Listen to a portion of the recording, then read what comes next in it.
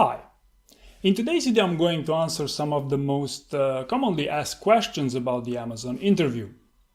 And by the way, if you happen to have more questions, please feel free to ask them in the comment section below.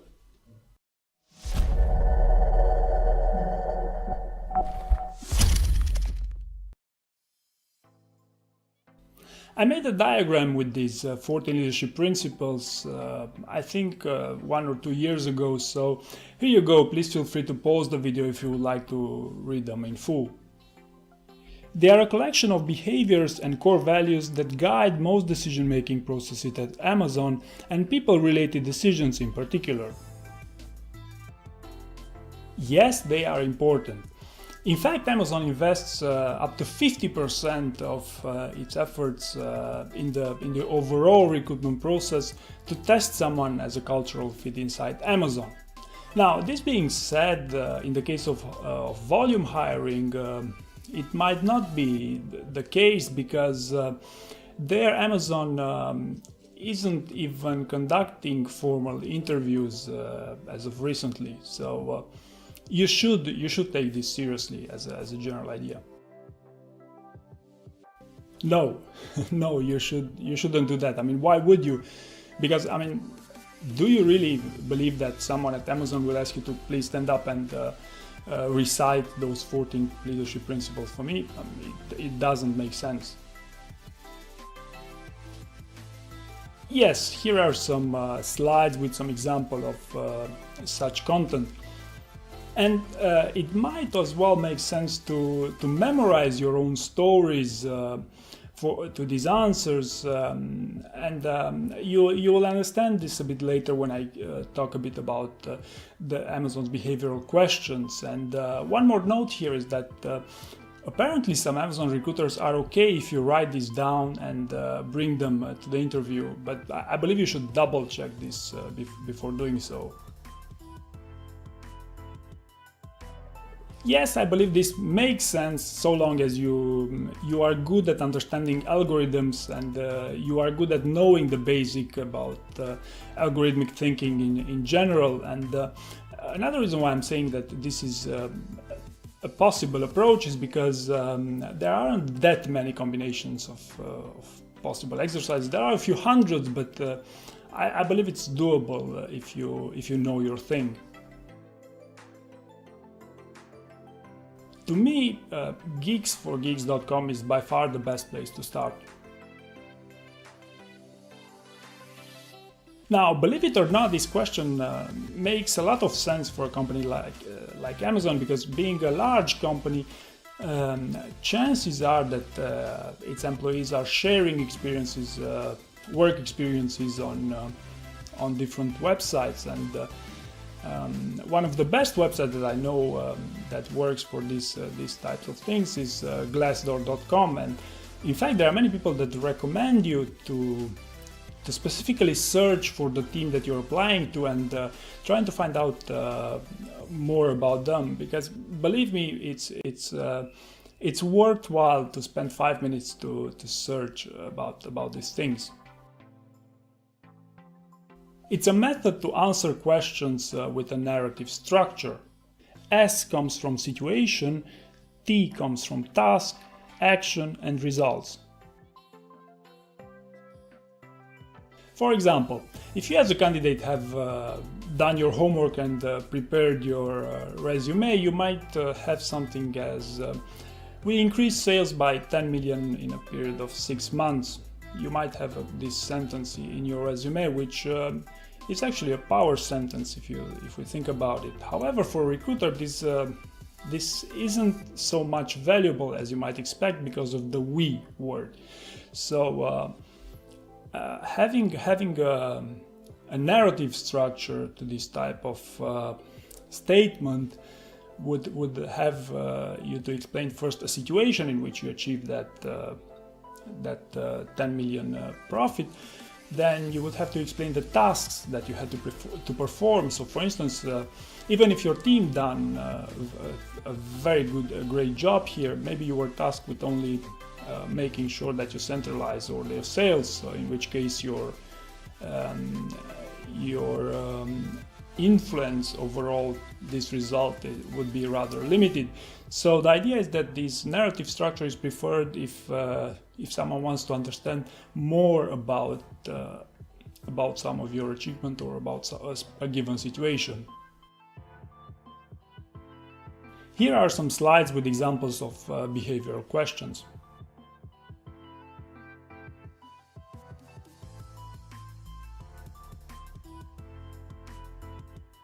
According to Amazon recruiters, casual is okay. I mean, jeans and t-shirts should be just fine.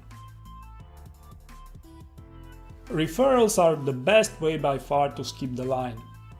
Now also, if at all possible, cold calling your hiring manager could also help you with the process.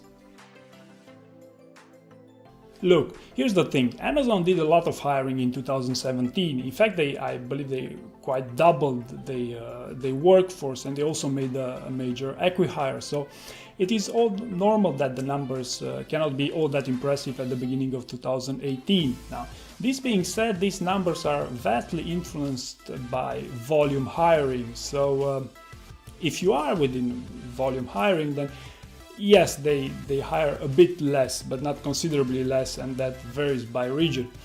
Now, for instance, if you're looking for a position with AWS, then I don't believe there's much change there, because Amazon is still hugely profitable in that area, and I don't believe you should take these numbers as a precaution.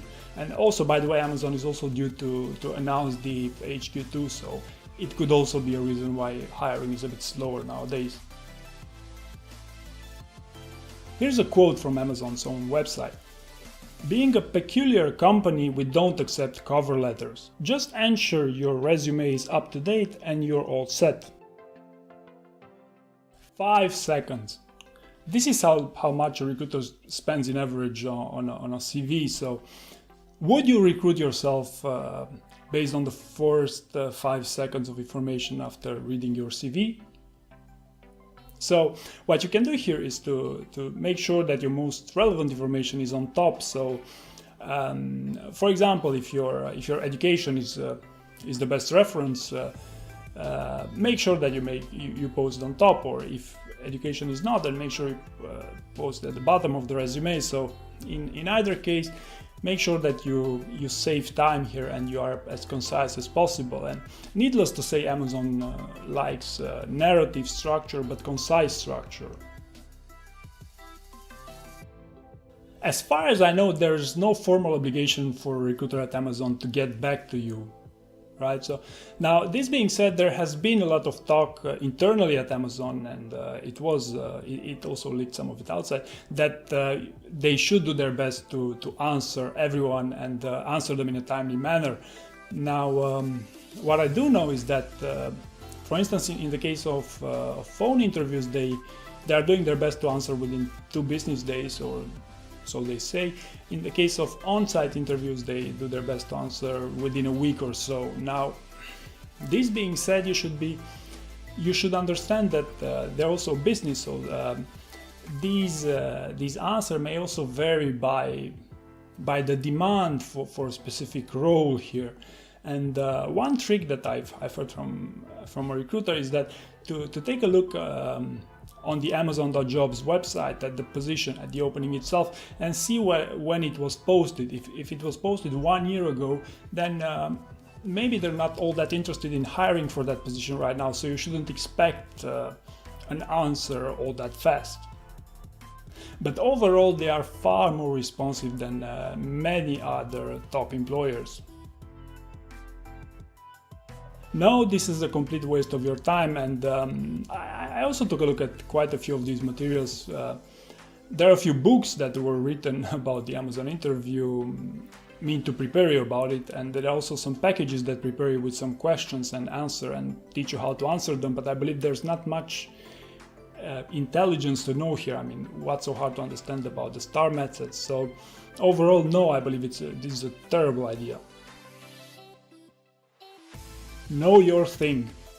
That's by far the most important requirement for any applicant at Amazon, because it's very simple to understand why. Amazon can be very picky at this stage, and this is why they mainly prefer only acqui-hires nowadays, because the level of expertise required for their hires should be quite high. So this is the number one thing that you should prepare for the Amazon interview. In most cases, that should be what Amazon calls the loop. That is the one day dedicated to multiple interviews. When you go, if you pass the phone screening stage and you get interviewed by multiple people during the same day, and that will be both to test your technical skills as well as a cultural fit inside Amazon. A bar raiser is a full-time Amazon employee with the main mission to spot cultural misfits.